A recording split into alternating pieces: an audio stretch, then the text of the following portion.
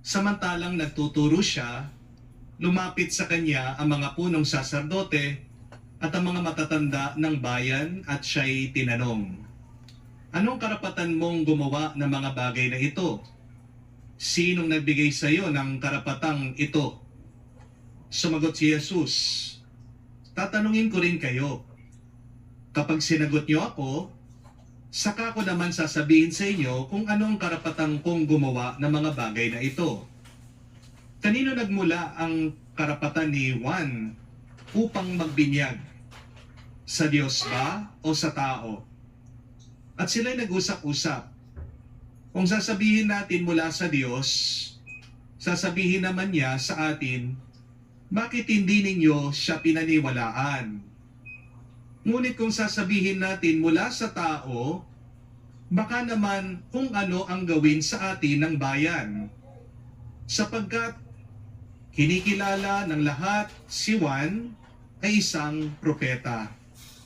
Kaya't sumagot sila kay Jesus, "Hindi namin alam."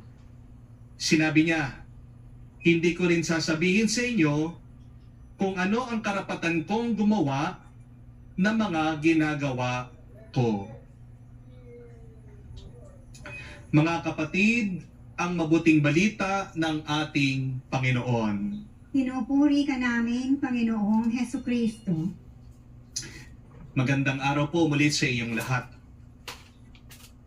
Meron pong isang kwento tungkol sa isang karera. Gusto po nilang makita kung sino po ang mas mabilis dito sa mga hayop.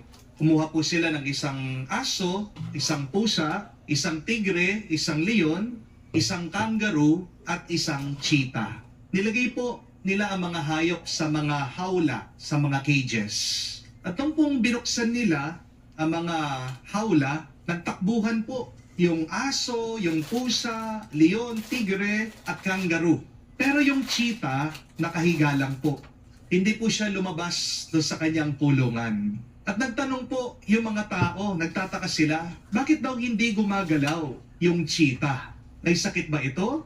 At sumagot daw po yung nag-aalaga sa cheetah, sabi niya, alam kasi ng cheetah, hindi niya kailangan patunayan ang kanyang sarili. Alam niya sa sarili niya, siya ang pinakamabilis. Minsan sa buhay, iniinsulto mo ang sarili mo kapag pinapatunayan mo na magaling ka sa iba. Kung talagang magaling ka, kung mabuti ka, kung matino ka, wala ka naman dapat patunayan. Amen? Mga kapatid, sa pang-araw-araw po nating pamumuhay, kung magpapakatotoo ka lang, lilitaw talaga kung sino ka. Sabi nga po ni San Agustin, the truth is like a lion. Let it loose and it will defend itself. Pero ang mga insecure na tao, gumagawa sila ng paraan para patunayan lang nila ang kanilang sarili sa iba. Ang mga insecure na tao ay kadalasan maiingay, pabida, at mayayabang. At kung nasasapawan na sila, ang mga insecure na tao naninira ng kapwa nila para lang mapakita na sila'y mas magaling at mas matalino. Tingnan niyo po sa ating ebanghelyo, lumitaw talaga kung sinong insecure. Ang ating Panginoong Hesukristo, pinag-initan daw siya ng mga pari doon sa templo. Humihingi daw ang mga paring ito ng katunayan galing kay Jesus. Sabi nila, nagtatanong sila, by what authority do you do these things? Sino ba nagbigay sa iyo ng karapatan gawin mo ang mga bagay na ito? Kung ibang tao lang siguro ang tinanong ng ganyan, marahil sila'y sisigaw, sila'y gagawa ng eksena, sila'y sasagot ng ganito, hoy, hindi nyo ba ako kakilala? Hindi nyo ba alam kung sino ako? Pero hindi nagpaliwanag ang ating Panginoong Hesukristo. Hindi daw naging defensive si Jesus. Hindi siya nakipagtalo. Instead, Jesus answered with a question. At nang ayaw nilang sumagot, ang sagot din ng ating Panginoon ay kahit ako, hindi ko sasabihin sa inyo. Why? Because Jesus did not come to prove Himself. Jesus came into this world to fulfill a mission. Kapag totoo ka, kapatid, tandaan mo, hindi mo kailangan magpaliwanag sa iba. Amen? Ulitin ko po yun. Kapag totoo ka, kapag tunay ka, hindi mo kailangang magpaliwanag sa iba. Alam ni Jesus kung sino talaga siya. Hindi niya kailangan ipakita.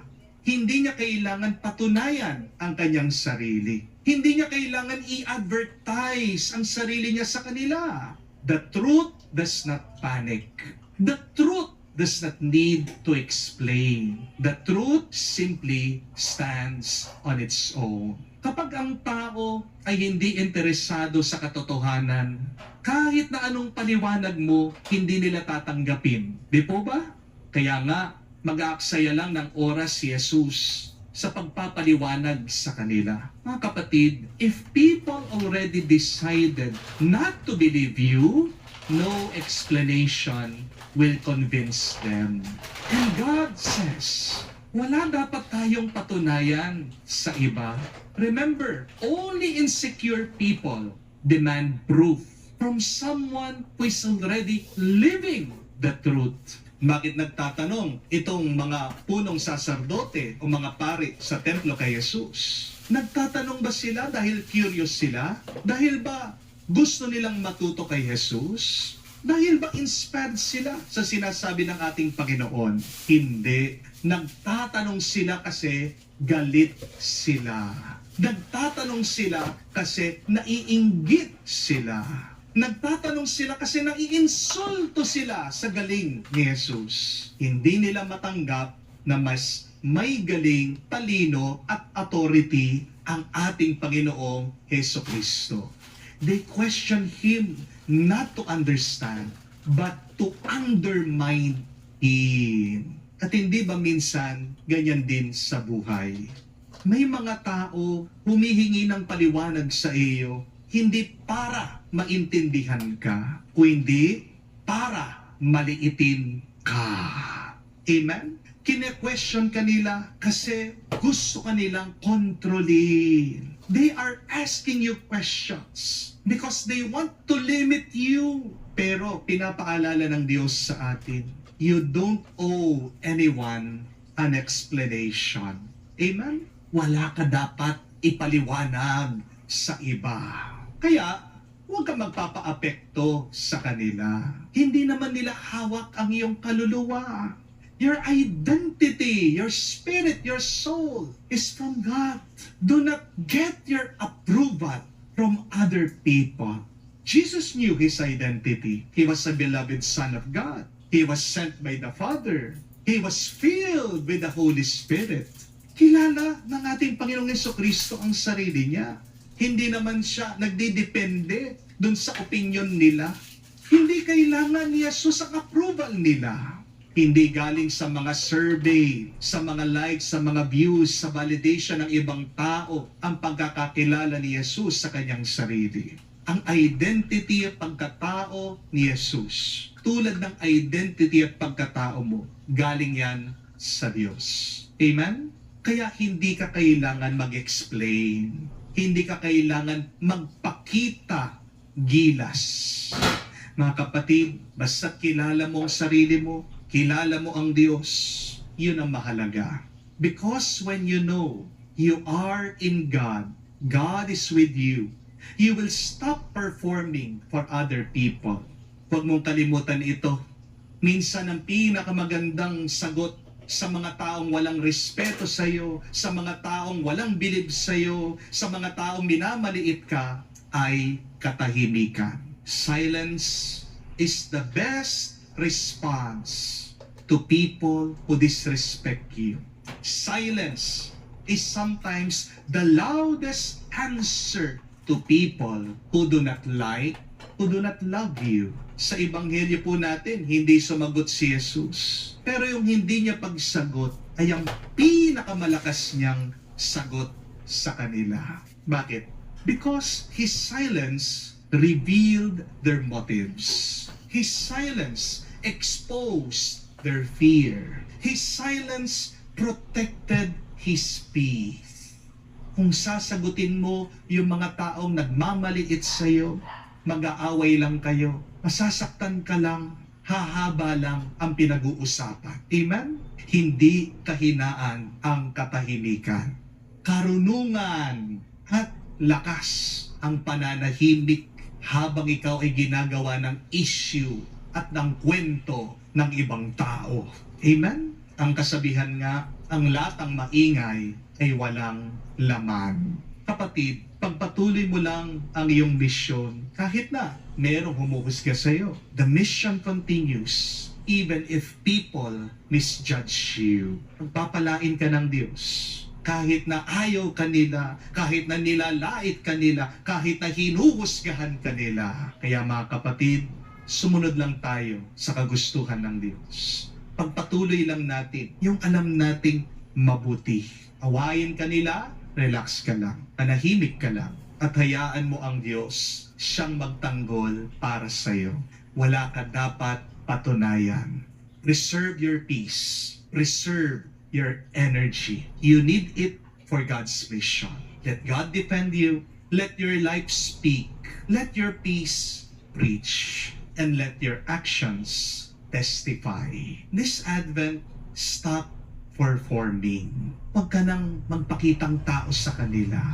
And start belonging to God. Marami mga tao ngayon ang pagod. Bakit? Kasi ang daming pinapatunayan. Gusto nilang magpakita, sila'y mabait, magaling, successful. Di mo kailangan yan. Pero sa Ebanghelyo, ang tinuturo lang sa atin ng Panginoong Jesucristo, mahalaga ka na. At hindi mo kailangan patunayan na ikaw ay mahalaga. Ikaw ay mahal ng Diyos. At yun lang ang pinakamahalaga. Advent is not a performance season. It is a season resting in God's identity. Kaya nga po, muli mga kapatid, wala ka dapat patunayan sa ibang tao. Dahil merong isang Diyos na nagmamahal sa iyo at gumagabay sa iyo. Merong isang Diyos na palaging handa na pagtanggol ka. Siya lang dapat ang i-please mo. Siya lang dapat ang paglingkuran mo. At ito po, sapat na para ikaw ay maging masaya, payapa at pinagpala ngayon at magpakailanman. Amen. Tumayo po tayo, alay po natin sa Diyos ang ating mga dasal, panalangin. Sa ating pananalangin, dumulog tayo ngayon sa Diyos Ama na siyang may lakas at kapangyarihan sa lahat ng mga bagay upang maibsan ang mga pasaning nagpapahirap sa atin. Ating sabihin, Panginoon, dinggin mo kami. Panginoon, dinggin mo kami. Ang mga nanunungkulan sa simbahan, naway mapuspos ng kabutihang loob, pagpapakumbaba at pag-ibig, manalangin tayo sa Panginoon.